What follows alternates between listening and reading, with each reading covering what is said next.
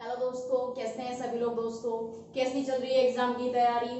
दोस्तों, जैसा कि आज का हमारा टॉपिक रहेगा मोस्ट इम्पोर्टेंट टॉपिक्स, यानी कि एग्जाम के लिए जो हमारे पेपर रह गए हैं अभी 7 से लेके 12 तक, 7 से 12 तक जो पेपर है सेकेंड ईयर के। तो दोस्तों उन पेपरों के अकॉर्डिंग हम क्या करेंगे, मोस्ट इम्पोर्टेंट टॉपिक्स पर बात करेंगे। मोस्ट इंपोर्टेंट टॉपिक्स कौन कौन से हैं, यूनिट वाइज हम जानेंगे कि हमारे जो यूनिट हमारे पेपर में सिलेबस में जो यूनिट्स हैं उन यूनिट्स में से कौन सा हमारा मोस्ट इंपोर्टेंट यूनिट्स है। ठीक है दोस्तों, तो मैंने कुछ टॉपिक्स लिख रखे हैं जो कि हमारे एग्जाम के लिए बहुत ज्यादा इंपोर्टेंट है। दोस्तों, जैसा कि सभी जानते हैं कि एग्जाम की डेट आ चुकी है, एग्जाम बहुत ज्यादा नजदीक है, ज्यादा टाइम नहीं बचा है, तो हमें बहुत अच्छे से तैयारी करनी पड़ेगी, जैसे कि फर्स्ट ईयर में हमने की थी और हमारा बहुत अच्छा रिजल्ट रहा। ठीक है, उसी के आधार पर हम सेकेंड ईयर की भी तैयारी करने वाले हैं और वही पैटर्न रहेगा हमारे एग्जाम प्रिपरेशन का। तो दोस्तों, आज का टॉपिक है हमारा मोस्ट इंपोर्टेंट टॉपिक। ठीक है, पेपर 7 का, पेपर 7। ठीक है, पेपर 7 में कौन कौन से मोस्ट इंपोर्टेंट टॉपिक्स है, यूनिट्स है हमारे सिलेबस में, जिनमें से एग्जाम में क्वेश्चन पूछे जा सकते हैं। ठीक है, कहीं से भी आपको पूरा सिलेबस पेपर 7 में, जो सिलेबस में पेपर 7 है उसमें जो 5 यूनिट्स है, 5 यूनिट से आपका कौन कौन सा यूनिट मोस्ट इंपोर्टेंट है एग्जाम के लिए। ठीक, देखिए दोस्तों, सबसे पहले देख लेते हैं यूनिट फर्स्ट, पेपर 7 का यूनिट फर्स्ट। ठीक है, एक कॉपी एक पेन ले लीजिए, अपना सिलेबस उठा लीजिए, अगर आपके पास सिलेबस है तो उसमें टिक मार्क करते रहिए और लिखते रहिए कौन कौन सा आपको मोस्ट इंपोर्टेंट है एग्जाम के लिए। ठीक है दोस्तों, सबसे फर्स्ट यूनिट में देखिए, meaning, definition and scope of education, यानी कि शिक्षा का अर्थ और परिभाषा और उसका स्कोप, यानी कि उसका क्षेत्र।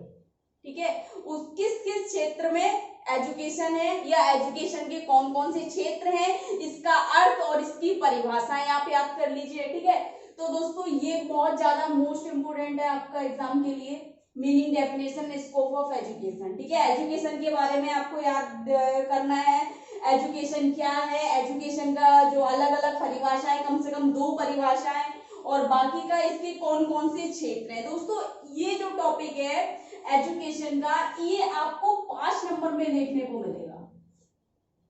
ठीक है ना, क्योंकि एग्जाम का जो मार्क्स का पैटर्न है वही रहेगा जो हमारा फर्स्ट ईयर में था। ठीक है, तो 5 नंबर में आपको 150 शब्दों में लिख के आना है इसमें।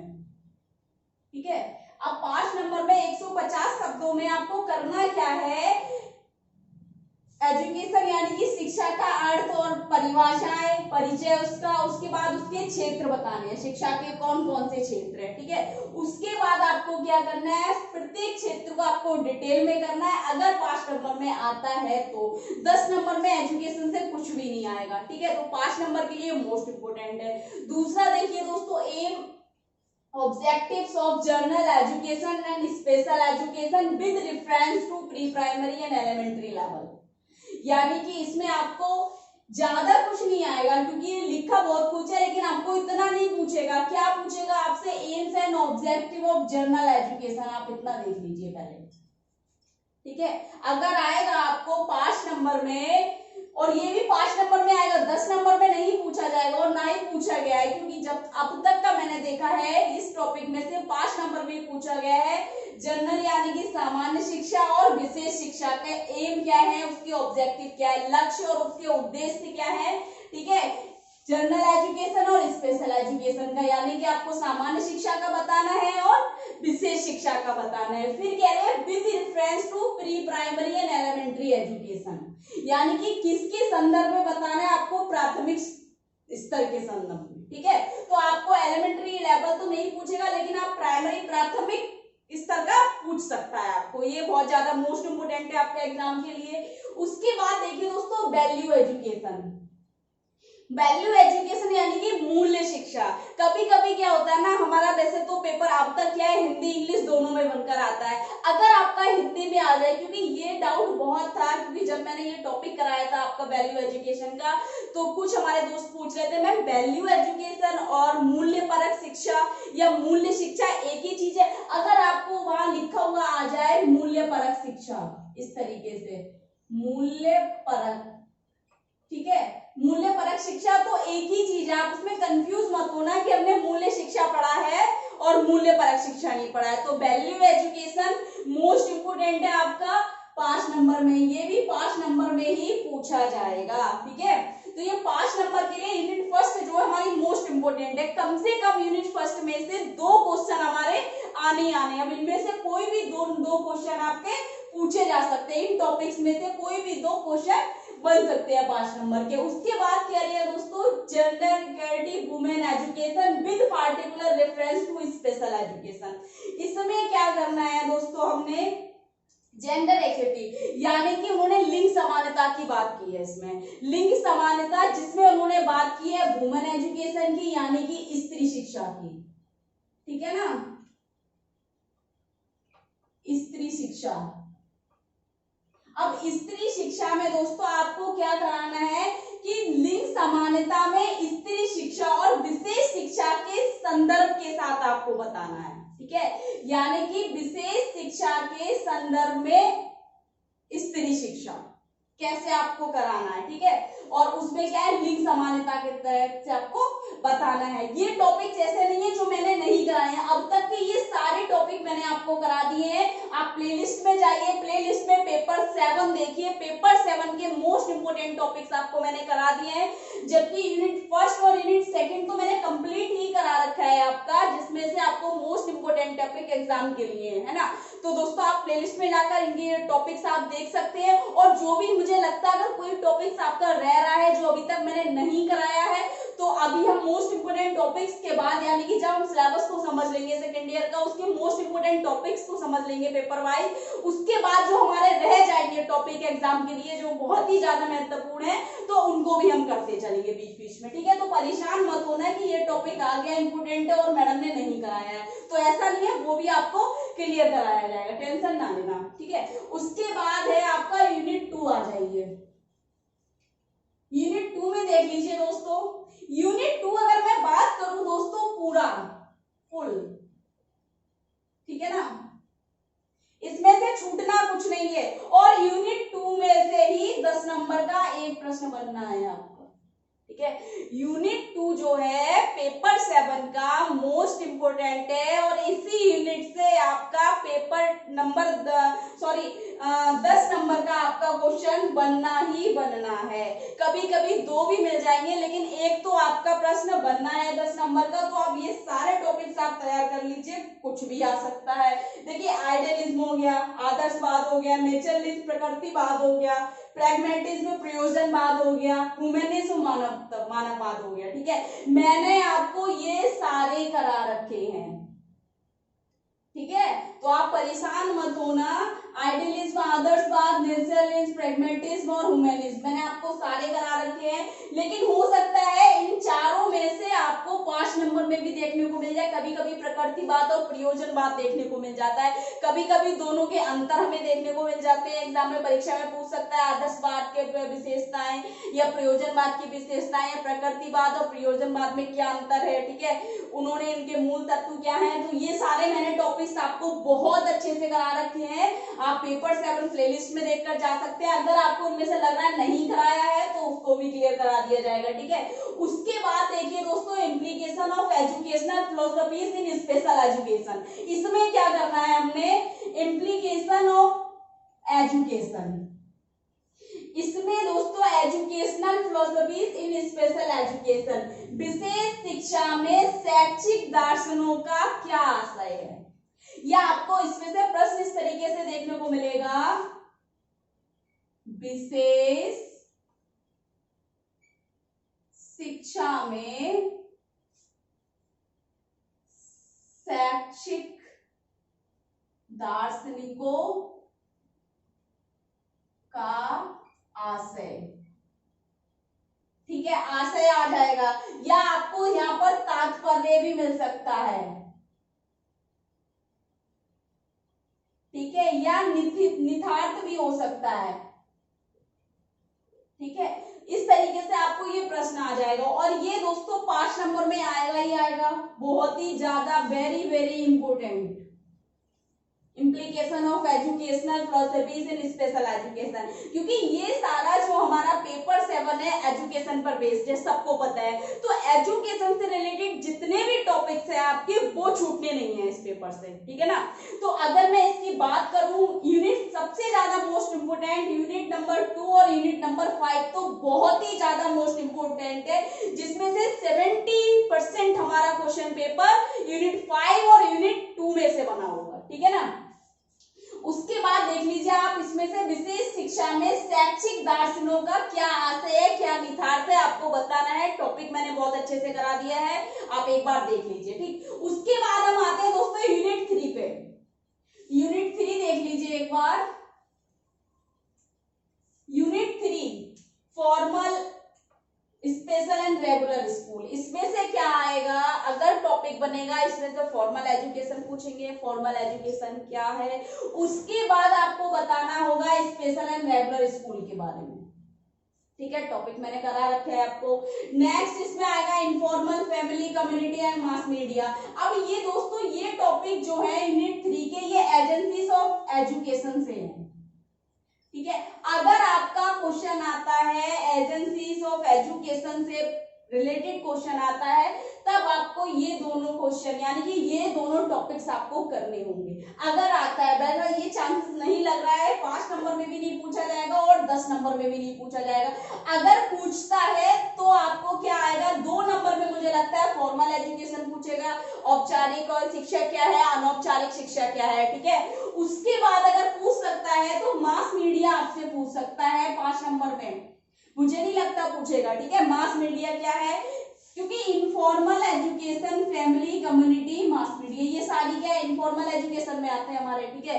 एजेंसीज है हमारे इनफॉर्मल एजुकेशन की, ठीक है। ये जो टॉपिक दोनों है फॉर्मल और इनफॉर्मल एजुकेशन, तो इन्होंने एजेंसीज पूछी है, ठीक है। फॉर्मल में आ गया हमारा स्पेशल और regular, special and regular school आ गया। इनफॉर्मल में हमारा फैमिली, कम्युनिटी और मास मीडिया आ गया।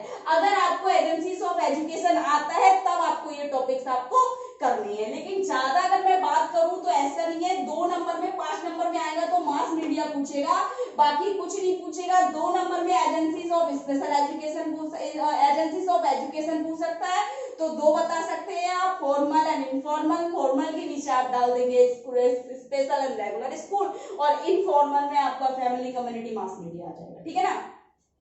नेक्स्ट देखिए दोस्तों, open and distance education with reference to special education, विशेष शिक्षा के संदर्भ में दूरदर्श शिक्षा के बारे में, ठीक है। विशेष शिक्षा के संदर्भ में दूरदर्श शिक्षा क्या है, तो ओपन एंड डिस्टेंस एजुकेशन आपको आएगा, और क्या किसके संदर्भ में बताना है आपको, विशेष शिक्षा के संदर्भ में। तो टॉपिक मैंने बहुत अच्छे से करा रखा है, ये टॉपिक आपको 10 नंबर में मिल सकता है, 5 नंबर में भी आ जाएगा, लेकिन मैं बात करूं परिभाषा 2 नंबर में भी पूछी जा सकती है इसकी, ठीक है ना। तो अगर आएगा तो 5 नंबर में शायद नहीं है, क्योंकि अपने आप में बहुत बड़ा टॉपिक है डिस्टेंस एजुकेशन, जो दूरदर्श शिक्षा है हमारा बहुत बड़ा टॉपिक है। तो 5 नंबर में तो मुश्किल ही आएगा, 10 नंबर में पूछा जा सकता है, 2 नंबर में इसकी डेफिनेशन पूछी जा सकती है। नेक्स्ट देखिए दोस्तों, role of governmental and non governmental agencies in general and special education, most important, very most important, ठीक है ना। तो दोस्तों ये आपका 10 नंबर में 99% आना क्वेश्चन। मैंने आपको करा रखा है सरकारी गैर सरकारी संस्थाओं की भूमिका, यानी कि ये कह रहे हैं कि विशेष शिक्षा में सरकारी और गैर सरकारी संस्थाओं की क्या भूमिका है, ठीक है। कह रहे हैं ना, role of governmental, non governmental agencies in general and special education, यानी कि सामान्य शिक्षा और विशेष शिक्षा में सरकारी और गैर सरकारी संस्थाओं की क्या भूमिका है, ठीक है। तो ये मैंने आपको बहुत, अभी मैं बात करूं तो जल्दी ही कराया है, यानी कि 2 मंथ पहले ही मैंने आपको ये कराया है टॉपिक, ठीक है। तो आप एक बार प्ले लिस्ट जाके देख सकते हैं पेपर 7 में। उसके बाद आ गया दोस्तों इक्वलाइजेशन ऑफ एजुकेशन अपॉर्चुनिटी, यानी कि शिक्षा का समान अवसर, तो मोस्ट इंपोर्टेंट है 5 नंबर के लिए, ये भी आपका 5 नंबर में पूछा जा सकता है, ठीक है। देखिए दोस्तों यूनिट 4। यूनिट 4 में जो जो आपको कराया गया है, अगर मैंने नहीं कराया, मुझे याद आ रहा है यूएनसीआरपीडी अभी मैंने नहीं कराया है, क्योंकि यूएनसीआरपीडी में मुझे डाउट है, क्योंकि यूएनसीआरपीडी जो आर्टिकल्स है इसमें अपने आप में बहुत बड़ा है यूएनसीआरपीडी। अगर मैं बात करूं कि 10 क्लासेस में मैं आपको इसको कंप्लीट कराऊं तो नहीं करा सकती, क्योंकि नहीं हो पाएगा, बहुत बड़ा है इसका। हमें एक एक धारा इसकी पढ़नी होगी, एक एक अध्याय को समझना होगा। तो इसमें से मुझे जो लगेगा आपके एग्जाम के लिए मोस्ट इंपोर्टेंट है, तो यूएनसीआरपीडी में से मैं आपको करा दूंगी। बाकी का पीडब्ल्यूडी भी करा दिया है, आरपीडब्ल्यूडी भी करा दिया है, नेशनल ट्रस्ट भी करा दिया है, एनपीपीडब्ल्यूडी भी और आरटीई राइट टू एजुकेशन। तो ये सारे आपके तैयार कर लीजिए, ठीक है। आने बहुत ज्यादा ये जरूरी है और हो सकता है इनमें से कोई पूछ लिया जाए 5 नंबर में भी, 10 नंबर में भी। 10 नंबर में यूएनसीआरपीडी के अध्याय पूछे जा सकते हैं, इसके आर्टिकल जो है, लेकिन मैं बहुत जल्दी आपको ये कंप्लीट करा दूंगी। यही रहता है मेरा पेपर 7 से यूएनसीआरपीडी। बाकी तो ये यूनिट 4 से मैंने आपको कराई रखा है सारा जो जो आना है, ठीक है। इसमें से भी अगर मैं बात करूं तो आरपीडब्ल्यूडी आ सकता है और आरटीई आ सकता है और यूएनसीआरपीडी आ सकता है, ठीक। नेक्स्ट देखिए यूनिट नंबर 5 देखिए दोस्तों, definition and principles of school organisation and administration. अब इसमें से क्या आएगा, definition principle of school organisation, विद्यालय संगठन और प्रशासन की परिभाषा आ सकती है, ठीक है। अब आपने इसमें से कैसे करना है, अगर स्कूल ऑर्गेनाइजेशन एंड एडमिनिस्ट्रेशन आता है तो ये मैंने आपको करा रखा है टॉपिक, इतने टॉपिक्स पे पूछा जाएगा। स्कूल ऑर्गेनाइजेशन एंड एडमिनिस्ट्रेशन क्या है, ठीक है, इस तरीके से आपको टॉपिक बनेगा। नेक्स्ट है duties and responsibilities of head of school, यानी कि विद्यालय के प्रमुख की क्या क्या जिम्मेदारियां हैं, ठीक है, तो और उनके क्या क्या कर्तव्य हैं, तो ये मैंने आपको बहुत अच्छे से करा रखा है। और ये टॉपिक आपको 10 नंबर में मिल सकता है देखने को, ये वाला आपको 5 नंबर में मिल सकता है और ये आपका 10 नंबर के लिए है, क्योंकि जो जो मैंने आपको 10 नंबर में बताए हैं इनमें से कोई भी आ सकता है 10 नंबर के लिए। मोस्ट इंपोर्टेंट टॉपिक्स मैंने आपको बताए और वही टॉपिक्स है जो मैंने आपको करा रखे हैं। उसके बाद देखिए दोस्तों, maintenance of school record, progressive report और communicative record, case study and CCE. अब देखिए मेंटेनेंस ऑफ स्कूल रिकॉर्ड्स, मैंने आपको स्कूल अभिलेख जो कराए हैं ना, तो स्कूल अभिलेख का रख रखाव, ये आपको अगर आपको पेपर 7 में नहीं मिले, पहले तो मैंने आपको करा रखा है, तो रिकॉर्ड्स के बारे में आप पेपर 3 में भी दे सकते हैं, क्योंकि टॉपिक्स तो एक ही रहेगा ना, चाहे हम पेपर 3 में हो चाहे पेपर 7 में हो, बस पूछा किस तरीके से जाएगा वो आपके ऊपर निर्भर करता है कि किस तरीके से आपको उसको एक्सप्लेन करना है। तो रिकॉर्ड्स मैंने आपको पेपर 3 में भी है, तो उसमें भी मैंने आपको करा रखा है अभिलेख, और मैंने पेपर 7 में भी मेंटेनेंस ऑफ रिकॉर्ड्स, इसमें क्या है स्कूल अभिलेख का रख रखाव, प्रोग्रेसिव प्रगति रिपोर्ट इसमें जो पूछा है प्रोग्रेसिव रिपोर्ट भी करा रखा है, कम्युनिकेटिव रिकॉर्ड यानी कि संचयी अभिलेख भी मैंने आपको करा रखा है, केस स्टडीज आपको पेपर 4 में मैंने आपको कराई है, बार बार नहीं कराई जाएगी, आप उसमें देख सकते हैं, और केस स्टडीज आपको प्रैक्टिकल पार्ट में भी मैंने प्लेलिस्ट में करा रखा है, आप उसमें आपको मिल जाएगा सीसीई यानी कि कंटिन्यूस और कॉम्प्रिहेंसिव इवैल्यूएशन, सतत और व्यापक मूल्यांकन, सतत और निरंतर मूल्यांकन, ठीक है। तो ये भी मैंने आपको करा रखा है, पेपर 3 में भी कराया है, पेपर 7 में भी करा रखा है, तो टेंशन मत लेना दोस्तों। सारे टॉपिक जो मोस्ट इंपोर्टेंट थे मैंने आपको बता दिए और क्लियर भी हो गए। अगर मैं कहूँ कि अगर नहीं कराया है तो मैंने आपको यूएनसीआरपीडी नहीं कराया है पेपर 7 से, जो हमारा एक टॉपिक हमको लगता है जो नहीं कराया और जो रहता है और मोस्ट इंपोर्टेंट है एग्जाम के लिए, तो दोस्तों मैं आपको जल्दी बता दूंगी, ठीक है। जल्दी इस पर हम बात करेंगे यूएनसीआरपीडी पे। बाकी आपको अगर कुछ डाउट लग रहा है, कुछ पूछना है, तो कमेंट बॉक्स में जाके कमेंट करें, ज्यादा से ज्यादा वीडियो लाइक करें, चैनल को सब्सक्राइब करें, बेल आइकन को प्रेस कर दें दोस्तों। Thank you so much.